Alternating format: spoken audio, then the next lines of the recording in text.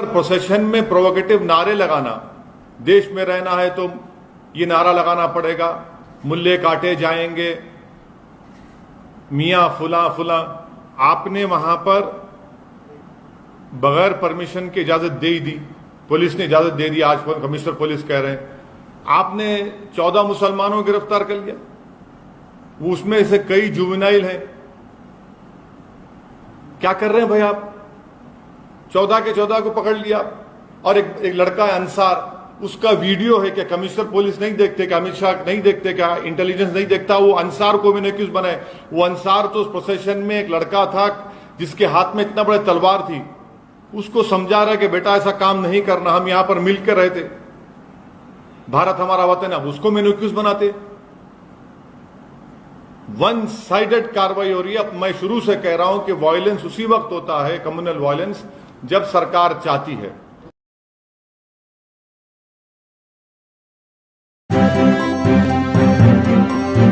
Media voice, आपकी आवाज।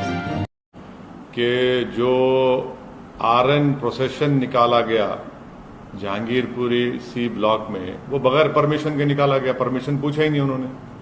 Delhi police commissioner का कहना है, जब बगैर पुलिस परमिशन के इस तरह का यात्रा निकालते हैं और उसमें हथियार होते हैं, तलवारें होती हैं, पिस्टल होता है, कंट्री मेड पिस्टल होते हैं, पिस्टल होता है, तो फिर ये पुलिस क्या खामोश तमाशे बनकर बैठी थी कि पुलिस गूंगी हो गई थी, अंधी हो गई थी पुलिस?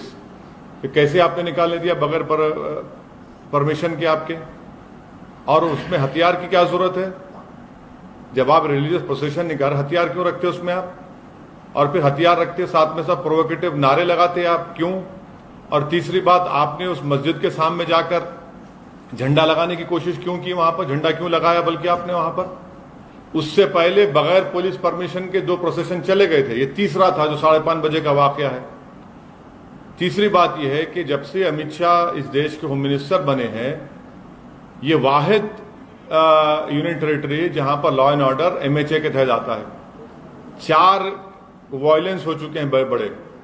एक लॉयर्स का पुलिस का तसादुम, दूसरा 2020 का जो प्रोग्राम हुआ वो, तीसरा जो 26 जनवरी 2020 को जो किसानों के आंदोलन सिलसिले में जो वायलेंस हुआ, और चौथा ये जो पुलिस परमिशन नहीं दी, खुद कमिश्नर ऑफ पुलिस कह रहे हैं, तो किस बुनियाद पर आपने उनको इतना बड़ा प्रोसेशन निकालने दिया? और हाथों में 1 नहीं, 2 नहीं, 3 नहीं, 2500 300 तलवारें हैं, हाथ में कट्टा है, पिस्टल है। और ये हम पूछना चाह रहे हैं लोगों से, क्या तलवार और ये तफंचा रखना क्या एसेंशियल रिलीजियस प्रैक्टिस में आता है? क्या ईआरपी है वो? हर जगह पर जहां पर प्रोसेशन जाता है, आप मस्जिद के ऊपर, दरगाह के ऊपर झंडा लगाते हैं, क्यों लगाते हैं भाई आप बराबर अपना प्रोसेशन निकालिए। मगर प्रोसेशन में प्रोवोकेटिव नारे लगाना, देश में रहना है तो ये नारा लगाना पड़ेगा, मुल्ले काटे जाएंगे, मियां फुला फुला, ये कौन सा प्रोवोकेटिव नारे लगा रहे आप? और दूसरी बात यह है कि जब आपने वहां पर बगैर परमिशन की इजाजत दे ही दी, पुलिस ने इजाजत दे दी, आज कमिश्नर पुलिस कह रहे हैं, आपने 14 मुसलमानों को गिरफ्तार कर लिया, वो उसमें से कई जुवेनाइल हैं। क्या कर रहे हैं भाई आप? 14 के 14 को पकड़ लिया। और एक लड़का है अंसार, उसका वीडियो है। क्या कमिश्नर पुलिस नहीं देखते? क्या अमित शाह नहीं देखते? क्या इंटेलिजेंस नहीं देखता? वो अंसार को भी एक्यूज बनाए। वो अंसार तो उस प्रोसेशन में एक लड़का था जिसके हाथ में इतना बड़ा तलवार थी, उसको समझा रहा है कि बेटा ऐसा काम नहीं करना, हम यहां पर मिलकर रहते, भारत हमारा वतन है, उसको मैंने एक्यूज बनाते। वन साइडेड कार्रवाई हो रही है। अब मैं शुरू से कह रहा हूं कि वायलेंस उसी वक्त होता है, कम्युनल वायलेंस, जब सरकार चाहती है। जब सरकार नहीं चाहती, कम्युनल वायलेंस नहीं होता। तो यहां पर भी सरकार चाहती थी कि वायलेंस हो, आपने वायलेंस होने दिया। आपकी नाक के नीचे तलवारें निकल रहे हैं, गाने बज रहे हैं, प्रोवोकेटिव गाने, आपके सामने मस्जिद के ऊपर झंडा लगाने की कोशिश, बल्कि लगा देते हैं कई जगह पर, इस जगह पर भी लगाया गया। 2 प्रोसेशन पीसफुल चले गए, तीसरे में गड़बड़ कैसे होती भैया? तो ये सब चीजें, इसकी पूरी जिम्मेदारी मोदी सरकार पर आयद होती है। और जो दिल्ली का मुख्यमंत्री है वो तो मुसलमानों को ब्लेम कर दिया। अब उनको शर्म नहीं आती इस तरह का बयान देने के मुसलमानों ने पत्थर फेंके। चुनाव जब आते तो आप सबके वोट लेते, और जब ये मामला आया तो आप दिखाते अपना असली चेहरा। तो दिल्ली की जनता को यह भी देखना है मुख्यमंत्री का, दिल्ली के मुख्यमंत्री का ये दोहरा चेहरा, कि फौरन इल्जाम लगा देते। अरे भाई, वहां पर बगैर परमिशन के जुलूस जाता है, हाथों में एक नहीं 100 तलवारें हैं, मस्जिद के ऊपर झंडा लगाया जाता है, वहीं से झगड़ा शुरू होता पूरा। सर, लॉ एंड ऑर्डर किसी भी सरकार का वो होता है। दिल्ली में लॉ एंड ऑर्डर केंद्र सरकार के हाथ में है, और कोई भी सरकार ये नहीं चाहती कि लॉ एंड ऑर्डर खराब हो। और दंगे और ऐसी चीजें जो होती हैं वो अचानक से होती हैं, अचानक से नहीं होती। तो अचानक से नहीं होती है। मैं आपको कई इंक्वायरी कमीशन की रिपोर्ट का हवाला दे दूंगा। भिवंडी में फसाद हुआ, उसकी इंक्वायरी कमेटी रिपोर्ट देख लीजिए। कई इंक्वायरी कमीशन रिपोर्ट देख लो आप। जब सरकार चाहती है कम्युनल वायलेंस होता है, और हमेशा रिलीजियस प्रोसेशन से ही कम्युनल वायलेंस होता है। जब दिल्ली का पुलिस कमिश्नर यह कह रहा है कि पुलिस से परमिशन नहीं लिया गया, देश की राजधानी में क्या इस तरह का काम होता है? सुनिए, स्लिप ऑफ द टंग नहीं, कोर्ट हुआ है। इंडिया टुडे के एक जर्नलिस्ट ने इसको कोट किया है, और मैंने अभी रीट्वीट किया है उसको। क्या बात है, दिल्ली की राजधानी में आप जुलूस निकालने देते ऐसे ही आप दो? अच्छा चलिए, आपकी बात थोड़ी देर के लिए मान लेते हैं, 2 प्रोसेशन पीसफुल गए नहीं गए वहां से उस मस्जिद के सामने से, तीसरे में गड़बड़ कैसे हुई? फिर क्या दिल्ली की राजधानी में तलवार को लेकर फिर सकता है? अगर वही तलवार किसी मुसलमान के हाथ में आ गई तो एक तलवार आने दीजिए। यहां पर एक नहीं, 100 के हाथ में तलवारें हैं, कट्टा है, पिस्टल है, मुसलमानों के खिलाफ अनाप शनाप के आप नारे लगा रहे हैं, गाने बजा रहे हैं। अरे रिलीजियस प्रोसेशन है, राम के नाम पे निकाल रहे हैं, और उसमें गाली क्यों दे रहे हैं मुसलमान को? आप किसी मस्जिद पर, दरगाह पर झंडा क्यों लगा रहे हैं आप? क्या उत्तराखंड में आपने नहीं देखा कि दरगाह के ऊपर चढ़कर झंडा लगा दिया गया?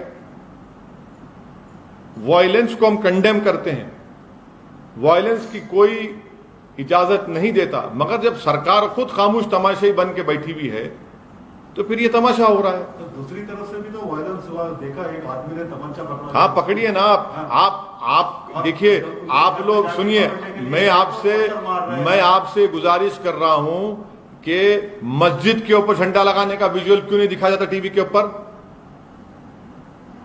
मस्जिद के सामने वो गाने बजाए जा रहे हो, क्यों नहीं दिखाया जाता मीडिया में? सिर्फ सोशल मीडिया पर क्यों आता है?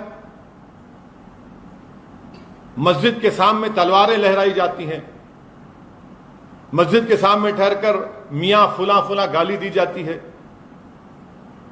ये क्या हो रहा है? फिर आप क्या कर रहे हैं? आप अगर कोई कानून अपने हाथ में लेता है तो एक्शन लीजिए, कोई रोकना नहीं है आपको। Due process of law follow होना चाहिए, मगर ये कौन सा है? आप तो सिलेक्टिव लॉ अप्लाई कर रहे हैं। वो अंसार जो बच्चे को रोका समझाया, उसी को मैंने एक्यूज बना दिया आप। उसमें जुवेनाइल बच्चे हैं, उसमें आप वन साइडेड अरेस्ट किए जा रहे हैं मुसलमानों की। मैं ये चार्ज लगा रहा हूं दिल्ली सरकार के ऊपर, मोदी सरकार के ऊपर, दिल्ली के पत्रंबाजी के ऊपर। Sir, BJP says opposition inciting crowds because of appeasement. What appeasement is the? You are in power. You are in power in every place. What appeasement is happening? Mob lynching is appeasement, is it? Is mob lynching an appeasement? Is playing provocative songs against Muslims appeasement? Carrying swords and saying that Musalman dash dash, is that appeasement? Erecting a flag on a masjid and dargah, is it appeasement? Of whom? किसका appeasement हो रहा है?